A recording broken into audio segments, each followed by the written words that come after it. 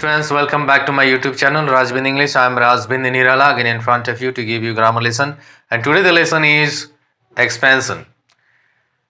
आज हम लोग expansion क्या होता है, expansion को हमें किस तरह से लिखनी चाहिए, इसकी जानकारी लेंगे। इसके बारे में मैं बताऊंगा आप लोगों को। यदि आप expansion के बारे में नहीं जानते हैं, expansion को कैसे लिखना है, expansion लिखते समय हमें किन किन बातों को ध्यान में रखना है, अगर इन सब बातों की जानकारी अगर लेना चाहते हैं तो इस वीडियो लेसन को अंत तक जरूर देखिए और वीडियो लेसन में बने रहिए, बीच में छोड़िएगा नहीं।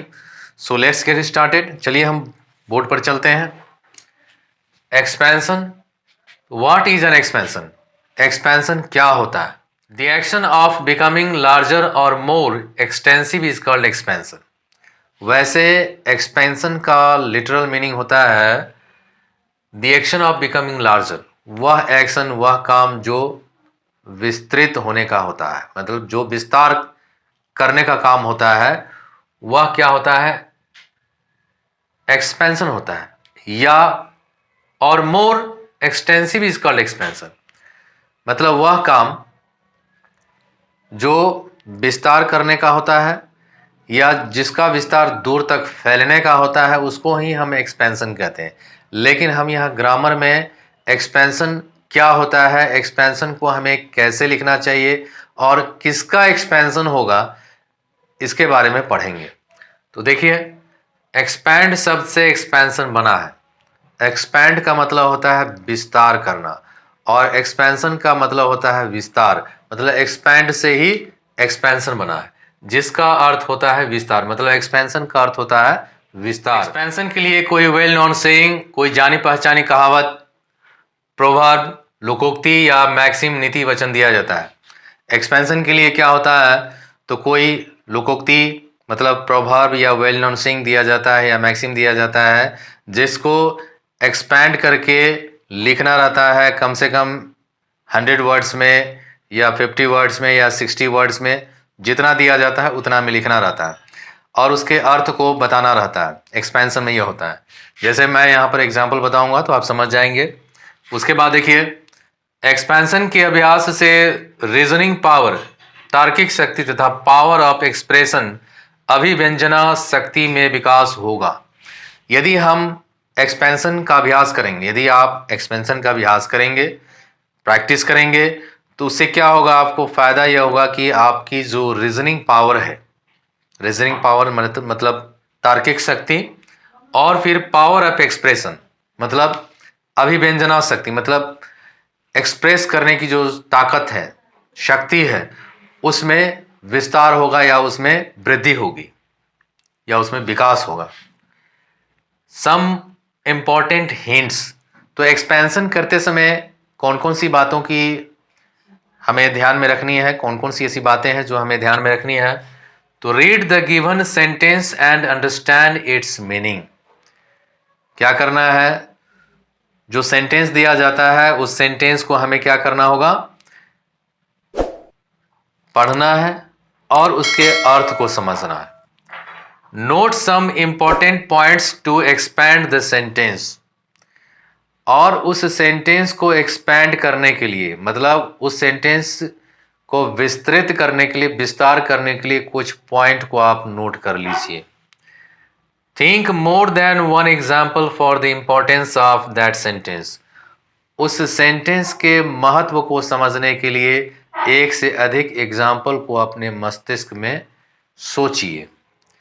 Right your thought in simple language, और अपने विचार को साधारण भाषा में लिखिए।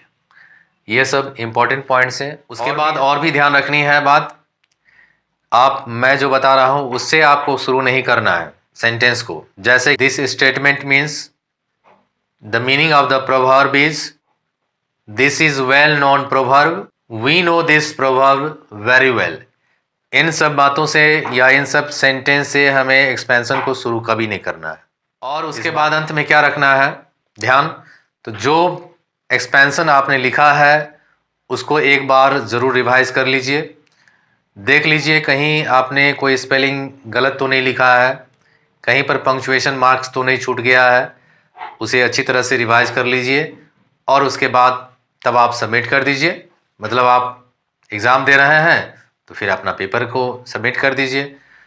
इस तरह से आपको एक्सपेंशन लिखना है। एक एग्जाम्पल देख लेते हैं।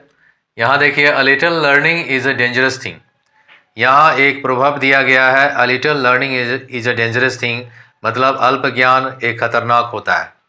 इसका मतलब है कि हम थोड़ी बहुत जानकारी ले लेते हैं और फिर उसके बाद में हम बोस्टिंग करने लगते हैं, अपने आप को सुपर समझने लगते हैं, दूसरे के सामने में ऐसा प्रकट करने लगते हैं कि मेरे जैसे जानने वाला कोई है नहीं।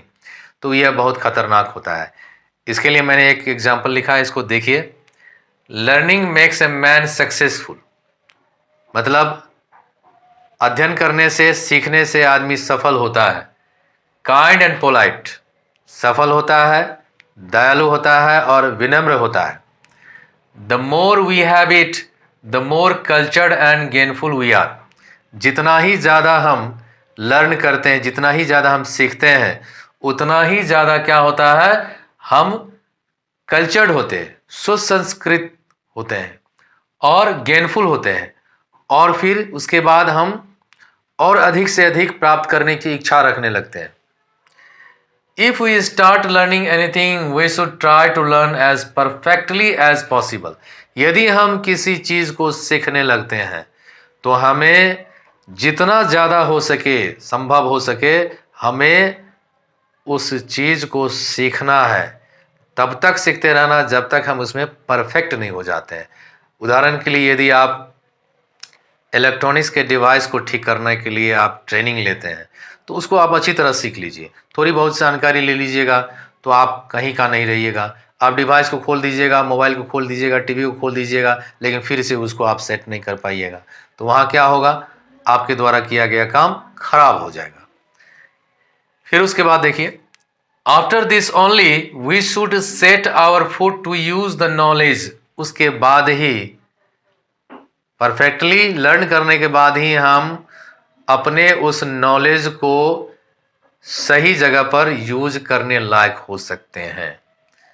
If we embark on a project without learning all about it, we may fail miserably. यदि हम पूरी तरह से लर्न किए हुए ही अगर कोई योजना शुरू कर देते हैं, अपने उस बुद्धि को उसमें लगा देते हैं, तो निश्चित रूप से हम वहां पर गलत करेंगे और वहां पर अंत क्या होगा, दुखदाई हो जाएगा। Secondly, man's usual nature is so. दूसरी बात यह है कि आदमी का जो नेचर होता है, आदमी का जो स्वभाव होता है, वो दिखावटी होता है।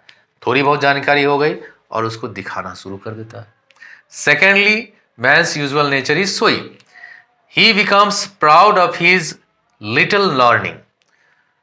और वह आदमी क्या होता है, थोड़ी बहुत जानकारी लेने के बाद में अपने आप में गौरवान्वित महसूस करने लगता है और उसको दिखाने लगता है, दूसरों को दिखाने की कोशिश करता है, दूसरे के सामने में अपने आप को सुपर समझने की कोशिश करता है। He speaks too high of himself, वह अपने बारे में बहुत ज़्यादा बढ़ा चढ़ा कर बोलता है। This boasting of his little knowledge very often lands him in difficulties, और उसकी जो ये अल्प ज्ञान की, उसका जो बोस्टिंग करने, उसका जो अपने आप का विस्तार करने का या अपने आप को अच्छा दिखाने का जो उसमें प्रवृत्ति आ जाती है, वह प्रवृत्ति क्या करता है उसको, तो अक्सर उसे मुसीबतों में डाल देता है।